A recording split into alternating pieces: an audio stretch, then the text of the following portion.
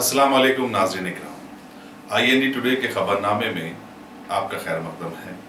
आइए देखते हैं आज के तफसीलात।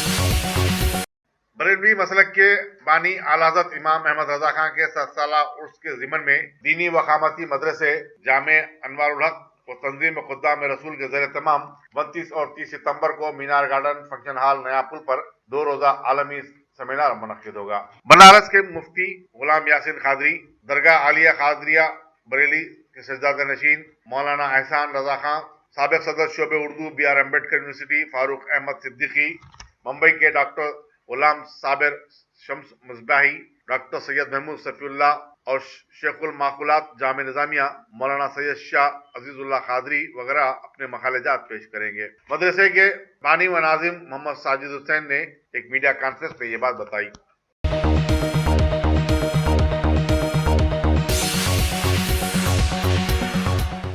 सिद्दीपेट में मुख्तलिफ समाज से ताल्लुक रखने वालों की एक बड़ी तादाद ने आज रियासती वजीर आपाशी T हरीश राव की मौजूदगी में TRS में शमूलियत इख्तियार कर ली और हरीश राव की सरकर्दगी में जिले के तरक्याती कामों की सिफारिश की और उन्होंने हमारा वोट हरीश राव को ही नारा दिया।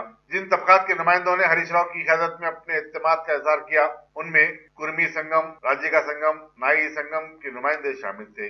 इस मौके पर मोहम्मद फरीदुद्दीन MLC के अलावा ZPTC मेंबर यादगिरी, साबिक सरपंच सत्यम गौड़, TRS कायदीन Srinivas, Durga Yalam, MPTC member M Narsulu भी मौजूद थे।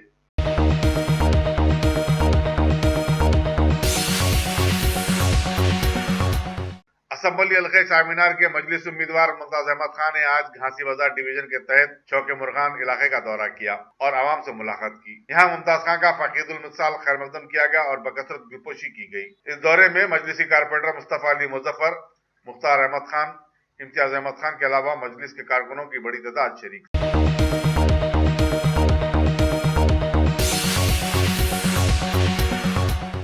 अत्तापुर पिल्लर नंबर 143 पर आज दिन दहाड़े हुए एक 24 साला नौजवान रमेश के बेरहमाना कत्ल की वारदात ने पूरे शहर को दहला कर रख दिया और सोशल मीडिया जैसे फेसबुक और ट्विटर पर हजारों लोग हैदराबाद में लाकानूनियत के बढ़ते हुए रुझान पर अपनी गहरी तशवीश का इजहार करने लगे। कत्ल की यह वारदात मसरूफ तरीन शाहराह पर आवाम के सामने ही नहीं बल्कि पुलिस वालों के सामने हुई और वो हमलावर को रोकने की कोशिश भी नहीं कर सके। राजेंद्र नगर के ACP अशोक चक्रवर्ती ने पुलिस के खामोश तमाशाई रहने की तरदीद कर दी है। वाकयात के मुताबिक जुमेरात बाजार का रहने वाला जय रमेश 2017 में शमशाबाद पुलिस स्टेशन के हुदूद में महेश गौड़ नामी एक शख्स के कत्ल में मुलविस था और राजेंद्र नगर की अदालत में पेशी के लिए जा रहा था। 11:30 बजे करीब महेश गौड़ का बाप जुमेरात बाजार का रहने वाला 48 साला किशन गौड़ ने अपने 25 साला भाई लक्ष्मण गौड़ के हमरा रमेश पर कुल्हाड़ियों से हमला कर दिया जिससे उसकी बरसरे मौका मौत हो गई। बादशाह रास्ते से गुजरने वालों ने हमलावरों का ताकुब किया और उन्हें पकड़कर पुलिस राजेंद्र नगर के हवाले कर दिया। पुलिस की पेट्रोलिंग वैन से मुतालिक एक सवाल पर अशोक चक्रवर्ती ने कहा कि दरअसल पुलिस की कार ट्रैफिक में फंस गई थी और इसमें सवार 2 कांस्टेबलों के मकाम हादसा पर पहुंचने से कबल ही जुर्म का इर्तिकाब हो चुका था।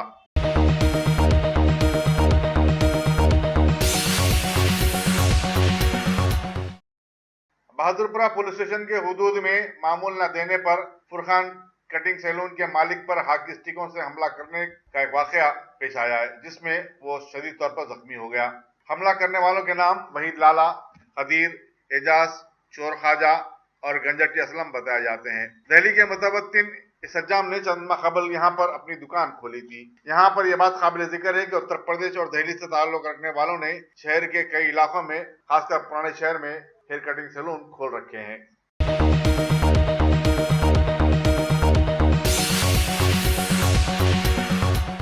रियासती बीजेपी के सदर डॉक्टर के लक्ष्मण ने इंतखाबात के लिए छोटी पार्टियों से मफाहमत करने पर कांग्रेस का मजाक उड़ाया है और कहा कि 130 साल कदीम जमात की हालत सुकड़कर अब ये हो गई है जो अफसोसनाक है। मीडिया से बातचीत करते हुए उन्होंने कहा कि कांग्रेस और TRS दोनों खानदानी जमातें हैं और उन्हें तेलंगाना की आवाम से वोट मांगने का कोई अखलाकी हक हासिल नहीं है।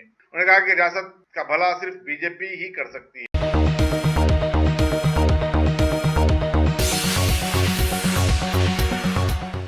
रियासत के 62 रेड्डी तबके ने आज कांग्रेस और बीजेपी के कायदीन से मुलाकात करके अपने मंशूर मुतालबात पेश किए और कहा कि जो भी जमात उनके 10 नुकाती मुतालबात को अपने मैनिफेस्टो में शामिल करेगी, रेड्डी तबका आने वाले असेंबली इंतखाबात में उस जमात की ही तायीद करेगा। तबके के एक सरकर्दा लीडर श्रीनिवास रेड्डी ने तेलंगाना प्रदेश कांग्रेस कमेटी की मैनिफेस्टो कमेटी के चेयरमैन दामोदर राज नरसिम्हा से मुलाकात की। इसी दौरान बीजेपी के रियासती सदर डॉक्टर के लक्ष्मण से भी उनके पार्टी दफ्तर वाक़े नामपल्ली में मुलाकात करते हुए वफद ने अपना मंशूर मुतालबात पेश किया।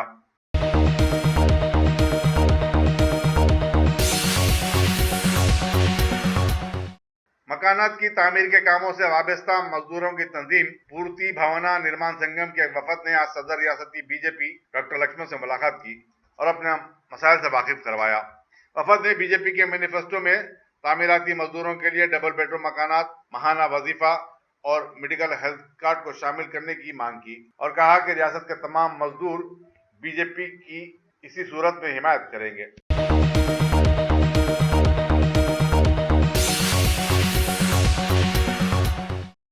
जिले कामारेड्डी के ZPTC सदरनशीन श्रीनिवास और महिला विंग के रुकन कविता ने अपने हामियों के साथ सदर बीजेपी डॉक्टर लक्ष्मण की मौजूदगी में बीजेपी में शमूलियत इख्तियार कर ली। उन्होंने कहा कि पूरी रियासत में अवाम TRS से बेजार हो चुके हैं। अल्हम्दुलिल्लाह, top selection computers advance technology के दौर में पेश करता है branded computers, laptops, accessories, CCTV camera, उम्दा क्वालिटी, होलसेल एंड रिटेल निहायत वाजबी दाम पर दस्तयाब है। स्कूल, कॉलेज, कॉर्पोरेट ऑफिस वगैरह में बल्क क्वांटिटी में सप्लाई की जाती है। इसके साथ साथ हमारे यहाँ माहिर टेक्नीशियंस की निगरानी में रिपेयर्स की सहूलत भी मौजूद है। गुज़िश्ता 10 बरसों से मुल्क भर में अपनी इन तमाम खिदमात को जारी रखते हुए आपके एतबार को बरकरार रखने वाला नाम टॉप सिलेक्शन कंप्यूटर्स। जी हाँ, top selection computers, Vijayanagar colony beside Riyan hotel, Hyderabad. Proprietor Syed Rashid Ali Majid. Phone number 9849715954। Top selection computers. Telangana Buddhiraj Seva Samaj ने बीजेपी के सदर डॉक्टर के लक्ष्मण से मुलाकात करते हुए अपने समाज के मुतालबात पर एक याददाश्त पेश की और उसे बीजेपी के मैनिफेस्टो में शामिल करने की सूरत में बीजेपी की तायीद का पेशकश किया है। डॉक्टर लक्ष्मण ने समाज के वफद को हमदर्दाना गौर करने का तयक़ुन दिया।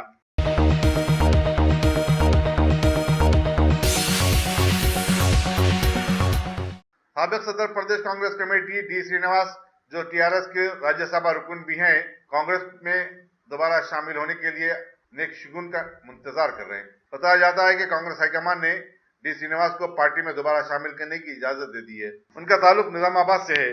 वो डॉक्टर राजशेखर रेड्डी, के रोशैया और किरण कुमार रेड्डी की काबीना में भी वजीर रह चुके हैं। श्रीनिवास और निजामाबाद की रुकन पार्लियामेंट के कविता में अनबन हो जाने के बाद उनकी TRS से किनारा कशी यकीनी नजर आ रही थी और अब कांग्रेस में उनकी शमूलियत उनकी घर वापसी ही होगी।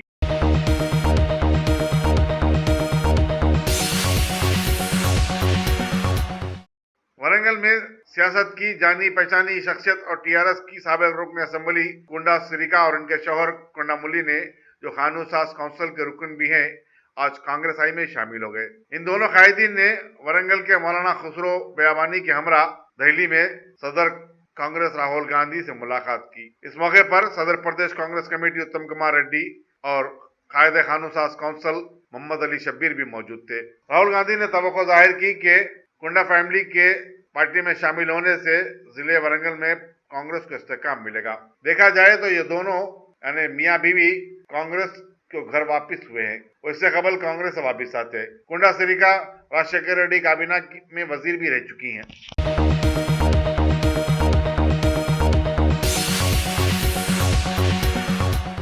कारगुजार चीफ मिनिस्टर के चंद्रशेखर राव ने आज रियासती गवर्नर ESL नरसिम्हन से राजभवन में मुलाकात की। समझा जाता है कि चीफ मिनिस्टर ने कल से शुरू होने वाले कानून साज काउंसिल के इजलास और रियासत की सूरत हाल पर बातचीत की। चूंकि इलेक्शन कमीशन ने इंतखाबी तैयारियों में तेजी पैदा कर दी है, दोनों ने नवंबर में होने वाले इम्कानी असेंबली चुनाव पर भी तबादला ख्याल किया।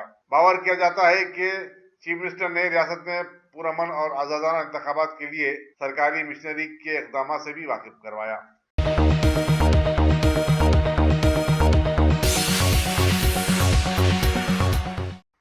Telangana union of working journalist के एक वफद ने आज दारुसलाम में सदर मजलिस उर्फ पार्लियामेंट हैदराबाद बैरिस्टर असदुद्दीन अवीसी से मुलाकात करते हुए सहाफियों के मसाइल से वाकिफ करवाया। यूनियन के जनरल सेक्रेटरी फरहाद अली ने बताया कि गुज़श्ता 4 साल के दौरान तिब्बी इमदाद न मिलने की वजह से 225 सहाफी फौत हो गए हैं। रियासत में सहाफती बिरादरी काफी मुश्किलात में है। यूनियन की जानिब से तमाम सियासी जमातों के सरबराहान से मुलाकात करते हुए याददाश्त पेश की जा रही है, जिस पर बैरिस्टर असदुद्दीन अवीसी ने वफद को यकीन दिलाया कि वो याददाश्त में पेश किए गए मसाइल पर पार्टी में भी तबादले ख्याल करेंगे और चीफ मिनिस्टर चंद्रशेखर राव से भरपूर नुमाइंदगी भी करेंगे।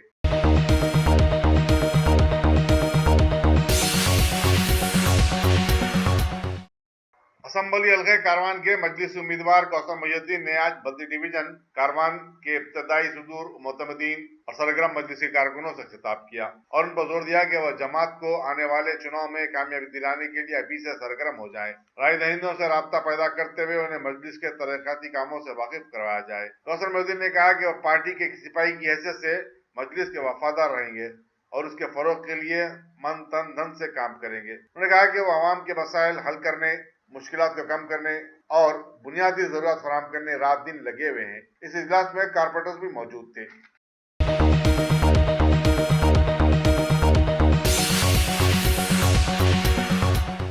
तेलंगाना के मुसलमा मदारिस जुमा 28 सितंबर को एक रोजा बंद मनाएंगे।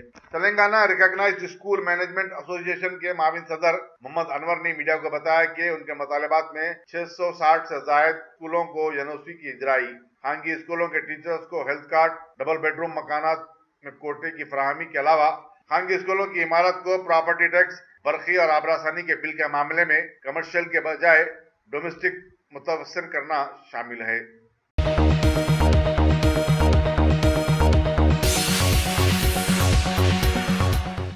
कामाडीपुरे के मोइनपुरे में हबीब नामी एक 16 साल नौजवान ने फांसी लेकर खुदकशी कर ली। खुदकशी की वजूहात का पता नहीं चल सका।